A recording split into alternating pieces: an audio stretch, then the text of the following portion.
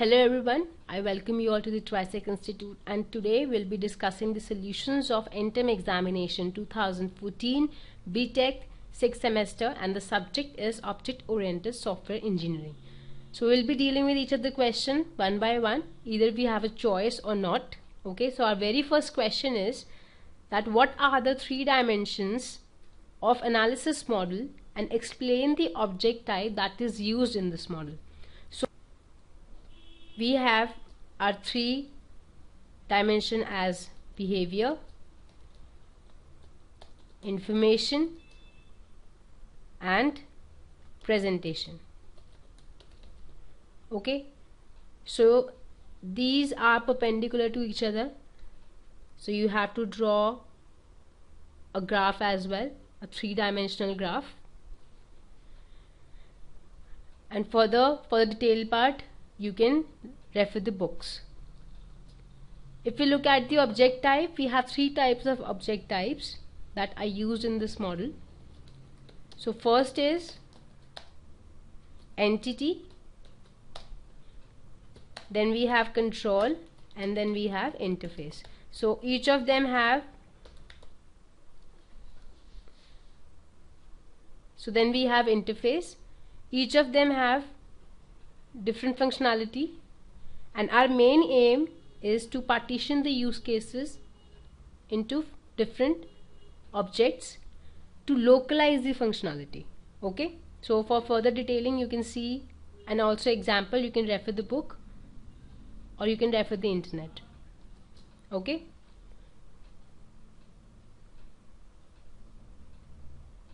our next question is that we have to differentiate aggregation and generalization with an example. So aggregation has a relationship. Okay, that is the aggregation.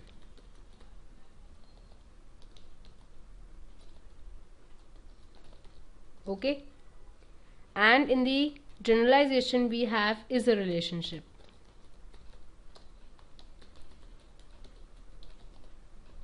Okay, so our main difference between them is that generalization means general.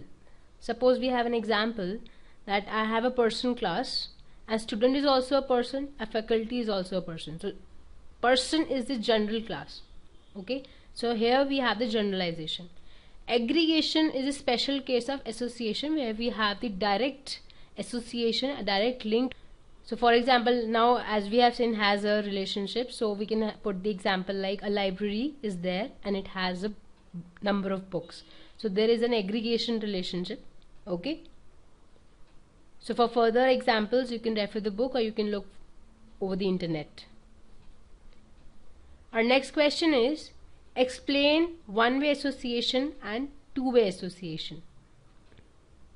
Now first of all, here explain what is association.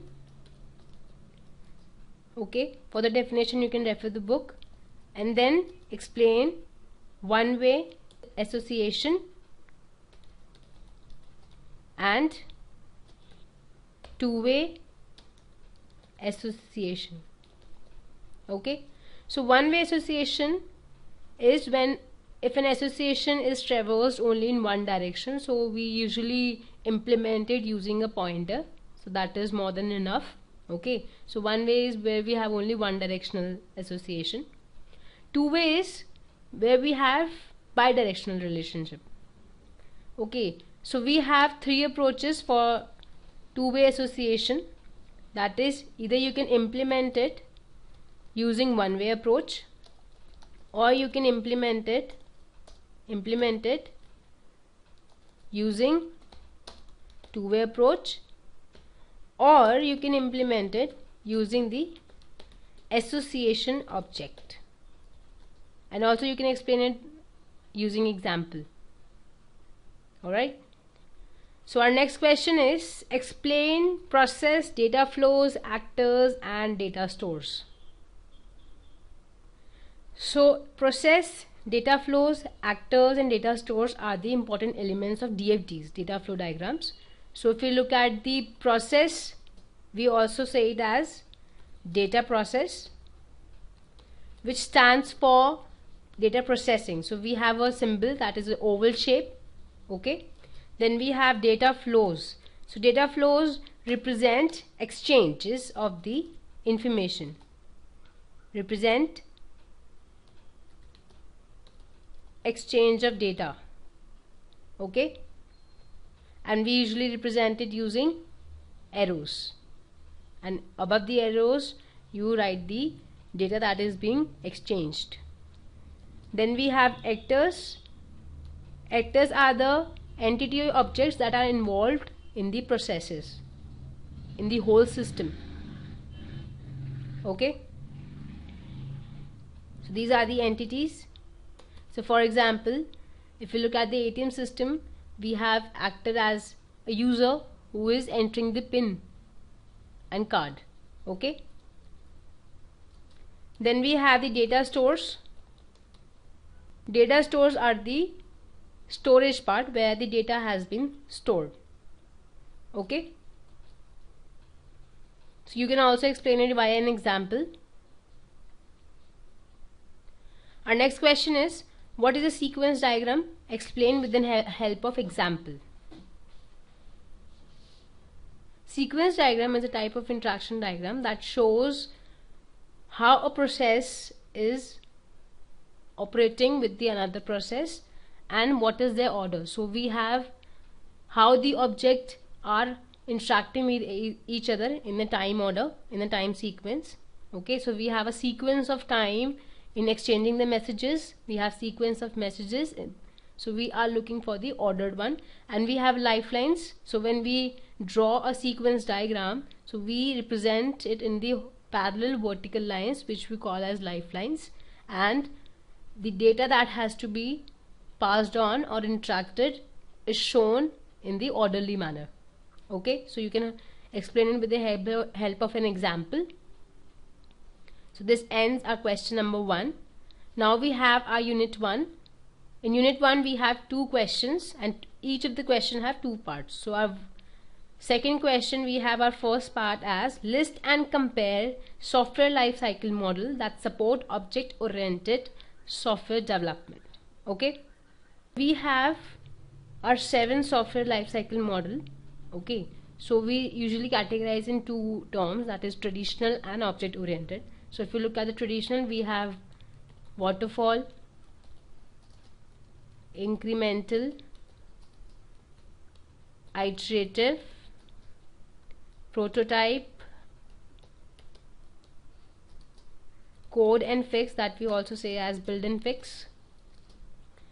Okay, then we have spiral, and last, that is of the object oriented approach, that we say as object oriented model. Okay, now object oriented model is actually a combination of iterative and incremental, so you have to explain them. Okay, you have to list them and you have to compare each and every. So there are certain parameters on which you're going to compare. We have risk analysis, we have cost, we have requirement, we have user involvement, expertise required. So we have different parameters on which you can compare these life cycle model.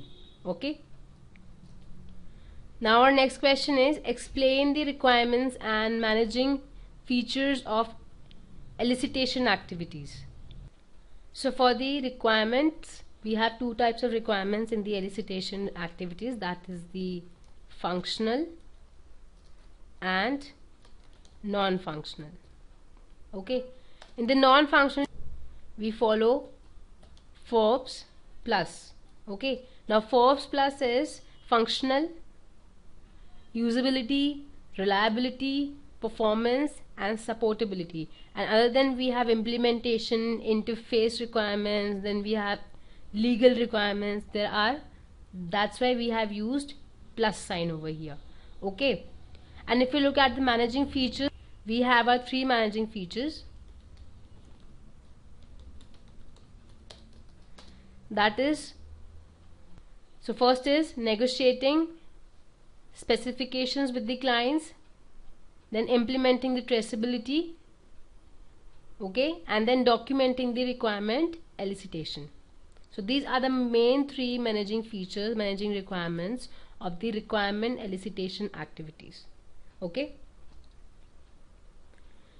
Now we have our next question, question 3, which has a part as give one example of ambiguous specification. So for the example, you can refer the books, and for the example, you need to focus on 3 types of ambiguities, that is the lexical ambiguity, syntactic ambiguity, and semantic ambiguity.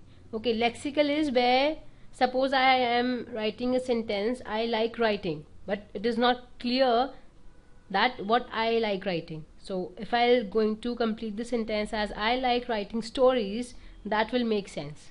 Okay, so lexical is where the sentence is not giving the full meaning, ambiguous meaning it is given. Okay, next is syntactic. Syntactic is basically related to the syntax. So if I have the order of the words in the sentence as different, so that will make a different sense. Okay, and if you look at the semantic, semantic is one sentence can be looked over with the different meanings. Okay, suppose I have an example, every student thinks that she is a genius. So we have different meanings, that she might be genius, but everybody just think. Okay, and she is not genius, but everybody thinks. So we have different point of view in the semantic. Okay, so you have to explain an example with reference to these ambiguities. Okay, so our next question is, why is it important to prioritize requirements? So we have multiple reasons why we should prioritize requirements. So first of all, the very obvious reason is when you are getting close to a deadline or the delivery part.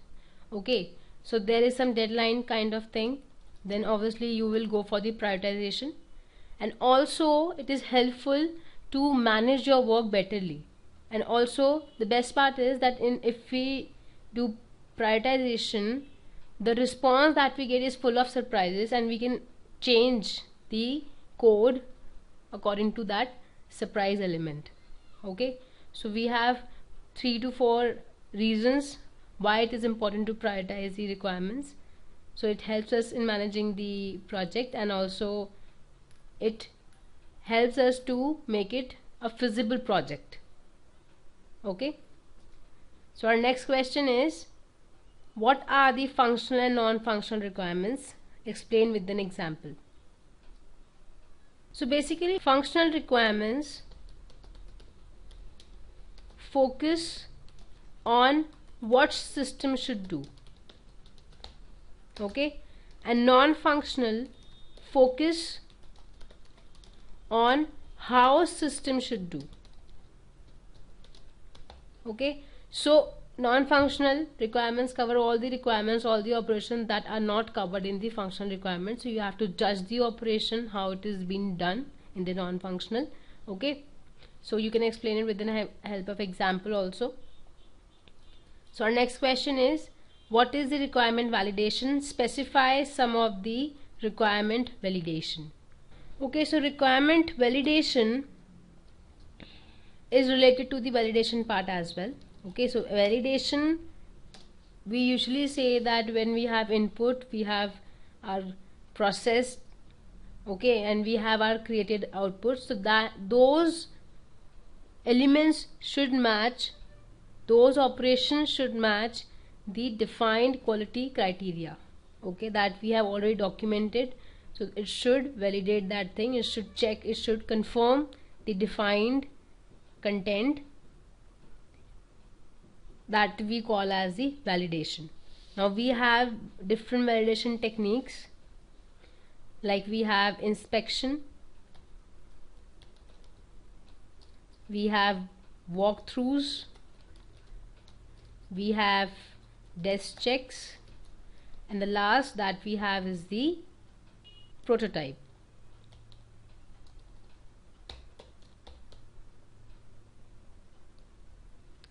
Okay, so you have to explain all these.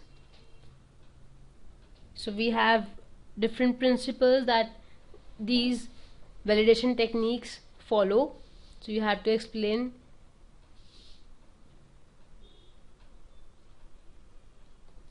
Okay, so this ends our unit 1. Next we have is unit 2. So in unit 2 you have question 4, which says name 5 object oriented methods except UML and compare any 3 mentioning the strength and weaknesses while modeling the various aspects of system. Okay, so except UML we have our 5 object oriented methods. First is OMT, that was given by Romborg. Then we have OOD, that was given by Booch, but Booch only presented the static part. Okay, so next it was OOA, that was given by Coleman. He also mentioned the design part as well. Then we had OOD, that was the dynamic part, and then we have the fusion of all. Okay, so these were the 5 methodologies except UML, and you have to compare any 3 by mentioning them their strength and weaknesses. For that you can refer the book and internet as well. Okay, now we have a choice over here. So our question says that we have 3 paths. So first question is define entity object, interface object, control object. Okay, so we have already discussed that part in our first question, where you have to explain all the type of objects that you have to use. Okay, so for that you can refer the book. You have diagrams as well. So you have selected symbols for entity object, interface object and control object. Okay, next is give an example to show that object orientation gives more changeable and extensible software than functions or data methods. So for the example you can refer your book. We have a good example in the Jacobson, that is a textbook. Okay, so that example is related to the account, and inheritance and encapsulation are being focused on that instead of methods and functions. Okay, next is what is the difference between extends and uses relationship in UML? Illustrate through the example. So extends, as we know, that is for the inheritance. Okay, so this is for inheritance.